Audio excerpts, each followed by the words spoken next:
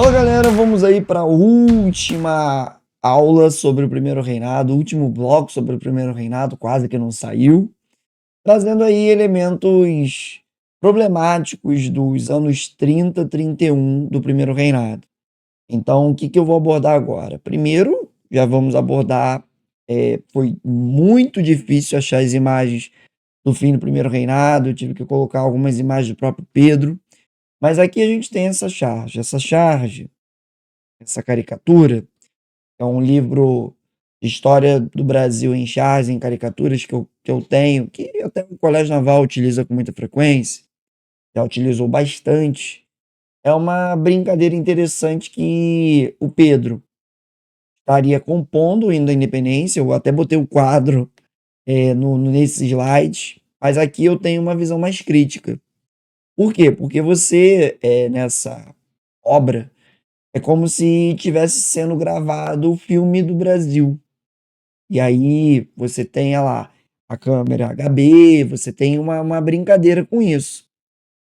E tá o Dom Pedro compondo o hino da independência, e você vê o cameraman e o outro ali ajudando, questionando, falando assim: "Pô, mas que independência é essa que ele manda em tudo?". Então você tem um grupo de brasileiros aqui na imagem, 2 brasileiros, um grupo não, um par, que está questionando a independência, onde o Partido Português tem proeminência, onde o Dom Pedro manda em toda a estrutura de poder, vamos lembrar, a estrutura do poder moderador, então está aparecendo de novo na imagem. E a partir dessa lógica, você percebe que a independência ela não mudou muita coisa. Você tem a emancipação, a criação de um país, porém os brasileiros estão de fora dessa lógica de poder.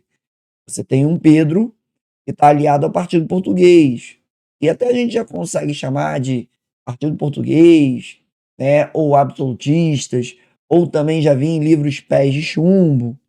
E aí você tem o Partido Brasileiro rivalizando, os constitucionalistas ou liberais, a galera quer um liberalismo no sentido de: olha, eu não quero um imperador que mande em tudo, e eu não tenho espaço, eu quero ter um espaço de governo.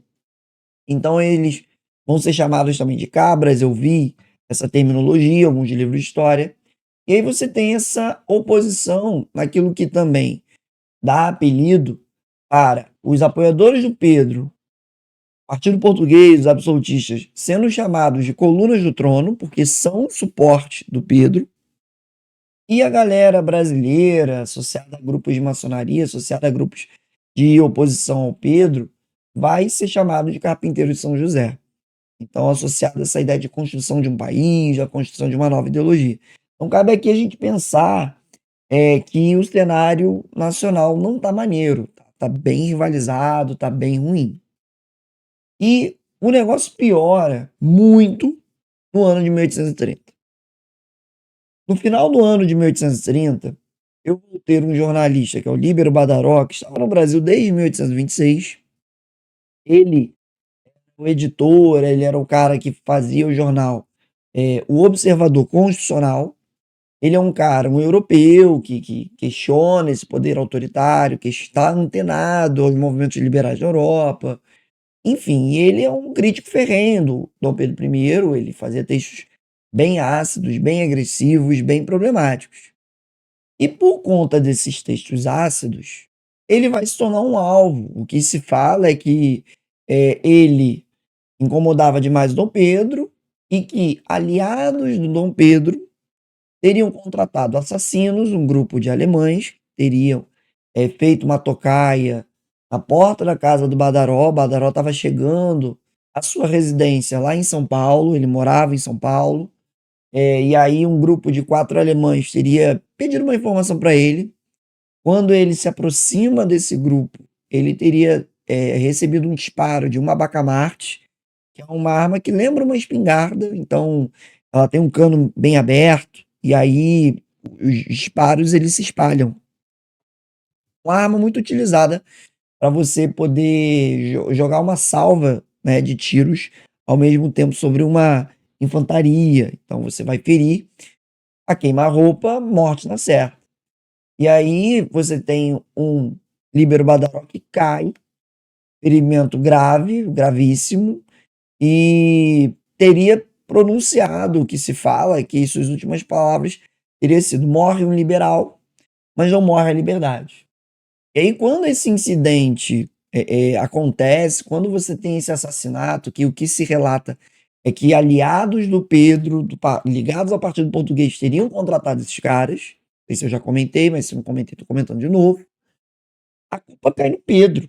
Então a sociedade brasileira, o partido brasileiro, a oposição vai dizer que é culpa do Pedro. Aí o Pedro vai fazer uma viagem para Minas em dezembro, vai permanecer um período lá em Ouro Preto e tudo mais. Em todo lugar que ele ia, ele era recebido de maneira fria. Galera usando uma faixa preta no braço, fazendo referência ao Badaró.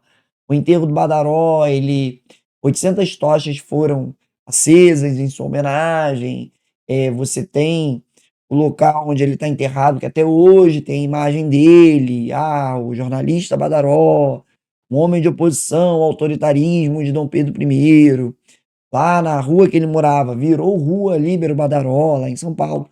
Então você tem uma série de homenagens que são interessantes para mostrar o impacto da morte do Badaró na política brasileira, onde você vê a morte de um jornalista que agita a política, a oposição contra a figura do Dom Pedro I. E aí, quando o Dom Pedro I volta, a situação piora ainda mais. Ele volta para a cidade do Rio de Janeiro, né, para onde é a sede do poder. Em março, ele está se aproximando da cidade e você tem o Partido Português que pensa assim: cara, vamos organizar uma festa para poder animar o imperador. O imperador não está legal, não está maneiro. A situação política do Brasil não está legal. A gente está falando de março de 31. E se a gente for pontuar no dia 13 de março, que é a data da Noite das Garrafadas, ao qual não encontrei imagem, difícil, não achei uma charge, mas que não é uma imagem tão legal. Você está a menos de um mês da abdicação, que é no dia 7 de abril de 1831. Então você já percebe que a gente está vivendo os últimos momentos do Império, a gente está aí nos últimos 30 dias. E aí você tem um partido português que organiza uma festa e o partido brasileiro vai lá perturbar o juízo, começa a entrar em choque com o partido português. E esse choque vai perdurar por 5 dias.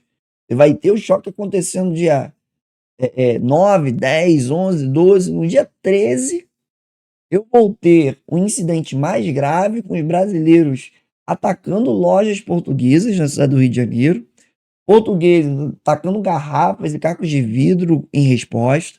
Porrada come de maneira generalizada, você vai ter mortos e feridos em ambos os lados, naquilo que vai ficar conhecido como a Noite das Garrafadas. Eu peguei essa parte dessa caricatura, dessa charge, que brinca com a rebelião, toda o incidente ocorrendo na cidade do Rio de Janeiro, dessa coisa de garrafas, de facas, de pedras, de porrada comendo, de gente sendo morta, naquilo que a gente pode ver que eu tenho um primeiro reinado extremamente polarizado. Eu estou vivendo agora uma polarização no primeiro reinado que coloca em xeque até a segurança do império. E aí essa situação de instabilidade, ela levou o Pedro a pensar uma repaginação da política aqui no império. Uma coisa que a gente não conseguiu colocar no slide, e que vale a pena deixar um adendo, vou colocar a imagem dele, é que desde 1829 o Pedro havia autorizado o retorno de José Bonifácio. José Bonifácio, ele havia sido exilado na Assembleia Constituinte de 1823, naquele processo da Noite da Agonia. O Pedro anistia ele, perdoa ele, pede para ele voltar, ele já está com uma idade avançada. O Bonifácio, quando volta, o Pedro já está chamando o antigo colega, aquele amigo que ajudou na independência, para tentar orientar ele a pensar a política brasileira. Então, Bonifácio, ele é uma figura que retorna ao Brasil e o Pedro olha para o Bonifácio e pensa assim: cara, eu preciso de ajuda para conduzir a política. Numa dessas ajudas, o Pedro vai se consultar com o Bonifácio e vai criar o Ministério dos Brasileiros. Então você tem a criação do Ministério no dia 19 de março de 1831 para tentar trazer os brasileiros para a política do Império. Claro que o que se relata é que você colocou políticos brasileiros sem expressão, que você tinha pouco poder nesse Ministério dos Brasileiros, mas era uma tentativa de você buscar uma proximidade com esse grupo. que aí o que que acontece? O partido português que apoiou o Pedro na Constituição outorgada, que apoiou o Pedro na sua retaliação à Confederação do Equador, se sentiu traído e começou a pressionar o Dom Pedro I. E aí a gente já está vivendo um momento que o Dom Pedro I ele já não tem mais condição de conseguir governar esse país. Ele já está toda hora sendo puxado para um lado e para o outro. Então eu botei essa imagem que é o quadro real dele compondo o hino e ele não fazia ideia de o que estava acontecendo na realidade política brasileira. Ele já estava perdido, já estava ali sem rumo. E aí é importante pensar que quando ele está nessa situação, ele de maneira impulsiva, e isso é importante lembrar, que seu temperamento colérico, seu temperamento às vezes sem pensar muito bem no que fazer, dias depois ele foi lá e dissolveu o Ministério dos Brasileiros, no dia 5 de abril, e estabeleceu o Ministério dos Medalhões ou dos Marqueses, ministério formado por portugueses. E aí, cara, isso cai como uma bomba para a população vai para o Campo de Santana, você vai ter uma manifestação generalizada da população, a população vai se posicionar contrária ao que foi feito, a população está insatisfeita, está irritada, está chateada com o que aconteceu. Os militares também vão entrar nesse bonde, e aí está a figura do pai do Duque de Caxias, o brigadeiro Francisco de Lima e Silva. Os militares vão se incomodar com essa mudança repentina do Pedro. E assim, quando a gente fala dos militares, os militares estavam incomodados há algum tempo. A gente pode pensar que quando você pensa o exército, você pensa que existe um incômodo dos militares com as derrotas que eles estavam sofrendo, com a Guerra da Cisplatina, por exemplo. Existe um incômodo dos militares com a situação econômica financeira do Brasil, as diversas situações econômicas problemáticas, incomodando muitos praças, porque os praças vinham das classes baixas. Então, quando você tem uma falência do Banco do Brasil, uma emissão de moeda de cobre, que começou até mesmo a ser falsificada, você vai ter um aumento de preços e você vai incomodar as classes mais populares. Você tem militares brasileiros incomodados com oficiais portugueses em cargos de comando. Então você tem um clima muito ruim no exército brasileiro, que volta a ser mais problemático para os praças quando a gente pensa que os salários dos soldos eram baixos, que atrasavam. Então você tem um clima muito ruim. E o Campo de Santana, imagem que eu encontrei, vai ser tomado por uma manifestação de 2.000 pessoas. A galera vai começar a gritar: morro traidor às armas cidadãos. Então existe até um risco aqui de eu ter a morte do imperador e instaurar outra coisa, quem sabe uma república. Claro que as elites poderosas do país não iriam permitir, então eu teria um banho de sangue, mas eu tenho um movimento popular sendo feito no Campo de Santana e que capitaliza e fortalece uma ação dos militares. Aí o brigadeiro, junto com seus irmãos, o brigadeiro Francisco de Lima e Silva, junto com seus irmãos também, integrantes do exército, vão chegar para o Pedro e vão falar: olha só, seria bom o senhor restaurar o Ministério dos Brasileiros, para você poder retomar o controle da situação. Porque do jeito que está, a barca vai afundar. Do jeito que está, vai dar problema sério. Só que quando os militares pedem isso, Pedro não age de maneira positiva, ele vai lá e diz: olha, não vou recuar. E aí é o momento que os militares rompem com Pedro no dia 6 de abril, que o brigadeiro ele vai lá e informa o Pedro que, olha só, a gente não vai mais apoiar o senhor nesse processo. O exército cerca o Paço Imperial, Pedro se vê cercado, e aí no dia 7 de abril, percebendo que não tinha mais condições de enfrentar ou liderar o país, o Pedro vai entregar sua carta de abdicação. Na madrugada do dia 7 de abril, a imagem mostra o Pedro entregando sua carta de abdicação ao Major Frias, e aí o Pedro ele vai entrar em navios ingleses e vai para a Inglaterra, sair aqui do Brasil. Então ele embarca, vai para a Inglaterra. Lá na Inglaterra ele vai começar a se organizar para poder enfrentar o irmão que usurpou o trono da filha da Dona Maria da Glória, e lá ele vai vencer o Dom Miguel, se tornando Dom Pedro IV de Portugal. Vai governar brevemente, logo em seguida morre e o trono é assumido pela filha. Então é interessante pensar que o Pedro ele vai se tornar um libertador, vai vencer o irmão lá em Portugal e logo em seguida morre, dando continuidade a esse governo, a sua filha Dona Maria da Glória. E aí a gente acabou com o primeiro reinado. E o que a gente tem de visualização do primeiro reinado para o que vai acontecer com o Brasil? Dom Pedro foi embora. O garoto, Dom Pedro de Alcântara, ele tem 5 anos. Ele não tem condição de assumir o trono. Você até encontra um quadro que mostra as tropas saudando o garoto. Por quê? Porque é vivo o futuro imperador. O pai foi embora, agora é cuidar do governo para que o garoto possa assumir. E aí tem que esperar a maioridade dele, tem que esperar o tempo passar, ele tem que ser educado, tem que ser preparado. Quem é que vai ser o primeiro tutor dele? José Bonifácio. Pedro foi lá e deixou José Bonifácio como tutor. E esse quadro aqui é o quadro em que mostra o juramento da regência trina permanente. É um quadro do momento posterior da regência, mas já mostra o que o Brasil vai se tornar.